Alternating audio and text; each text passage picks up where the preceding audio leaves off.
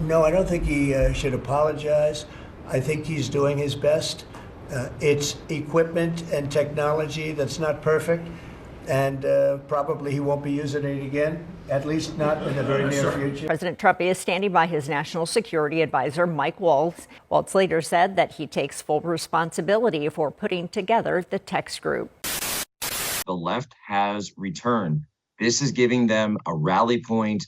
This is when, when you're under attack and the front line has collapsed and suddenly everybody is, people were retreating. People weren't sure where to go. Rachel Maddow was, talking out of both sides of her mouth, and she was mumbling her way through these Monday episodes she's been doing. But now all of a sudden, there's a spot that's opened up and they're all rallying to it. That's why Judge Boasberg is going there, right? They're moving in their heavy artillery. They're moving in their defenses. They're going to make this a hard point. They're going to try to move forward to launch this attack on the Trump administration. And you can see it where the Wall Street Journal's getting on board.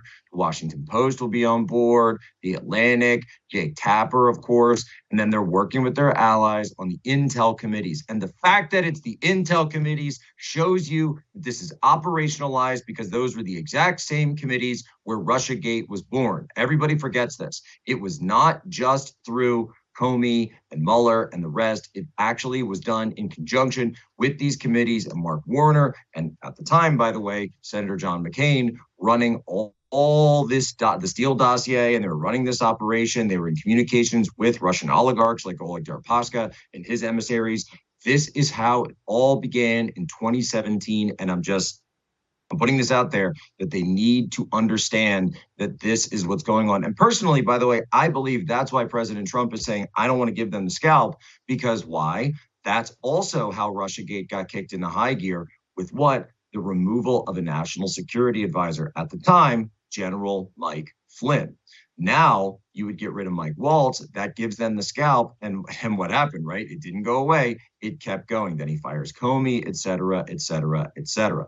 So Boyle, let me go back to you and let's talk the politics of this, because you mentioned the seat the Democrats flipped in the special in Pennsylvania, of course. That being said, I've always said that people need to be careful taking a special election because there's so much that goes into those things. It's very it's not necessarily going to be predictive of a national election or a statewide election. But what it is it's an exercise in turnout. And the Democrats those were turnout elections. So the Democrats were able to turn out more people in this Pennsylvania special than the Republicans did.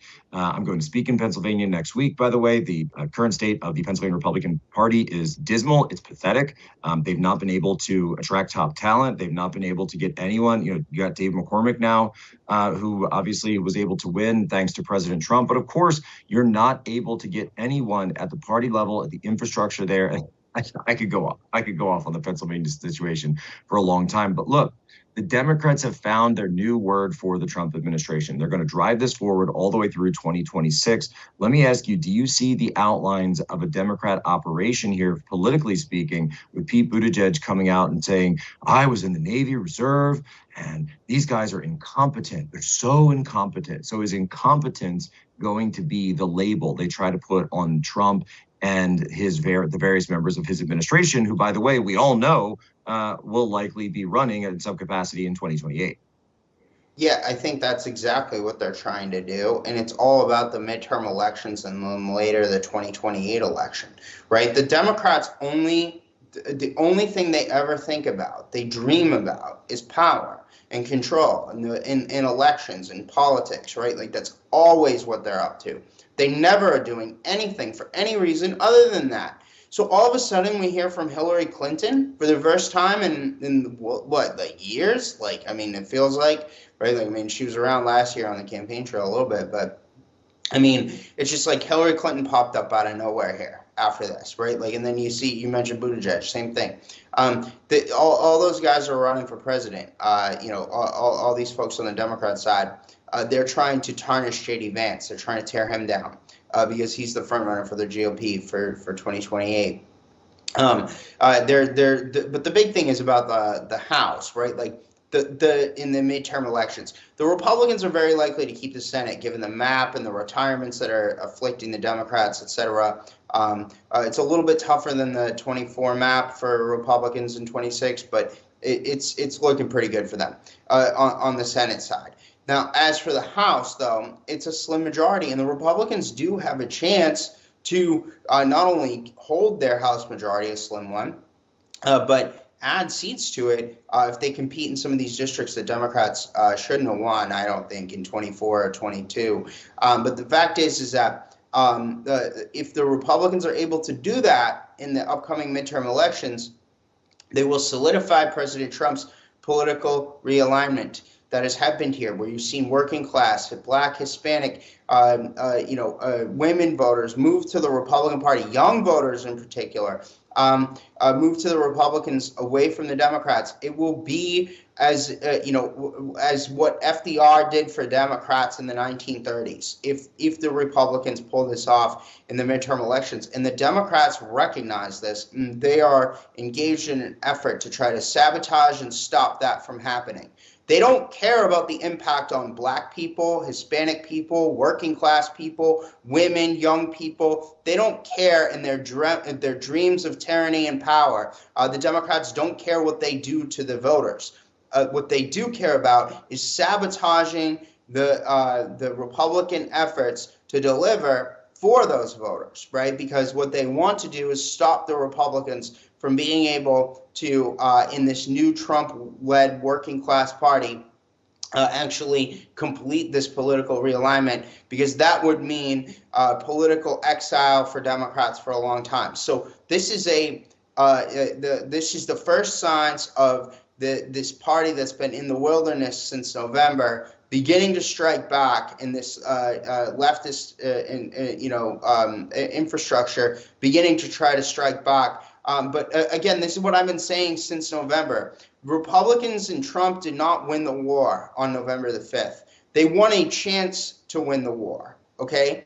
I'm telling anybody and everybody that I can this. And I've gotten a lot of pushback from people inside the White House in some of the highest levels over the course of the last couple of weeks as I've been saying this, because they want to just go about and act like everything's hunky-dory and whatnot. And by the way, Trump is doing a lot of amazing things, don't get me wrong. But they need this mindset, this war-footing mindset.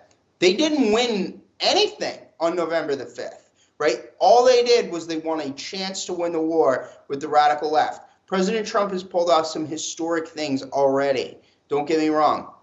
But we are at war, and they need to start thinking like this. They need to start recognizing it, right? Like, and they got to work with their friends and allies on the outside, and they have to cut off the people that are trying to hurt them on the outside. I mean, again, like for instance, the president did an interview, a brief one yesterday, with like the NBC News guy, Garrett Hakey or whatever, right? Like Garrett Fake, right? Like the fact is that. Why is he talking to him, right? Like, that's a mistake, right? Like, it's like, they have to recognize that NBC News, CBS News, ABC, which is controlled by Disney, all these outlets in that briefing room that they allowed to sit there, by the way, right? Like the White House press staff, Carolyn Levitt and these folks, they allowed the establishment media to remain in the positions that they've carved out for themselves through the White House Correspondents Association. These people want to destroy the president, and they have to get that. Like, they have to understand that. They need a wake-up call. Like, this is not over yet, guys. It's not even close. Again, on November the 5th, they won a chance to win the war. They did not win the war. And that mentality needs to change, and it needs to get through to the people in the senior positions in there, as evidenced by this latest strike that we are now seeing from the deep state and the establishment media. Look, the Atlantic is the heart of the establishment media. All right, it's like the beating heart of it, right? Like, Laurene Powell Jobs funds the whole thing, right? Like, so it is the donor class left, wing, beating heart, right? Like, I mean, it is the center of the universe for them, right? Like, so this is no accident. This is no like random journalist out there.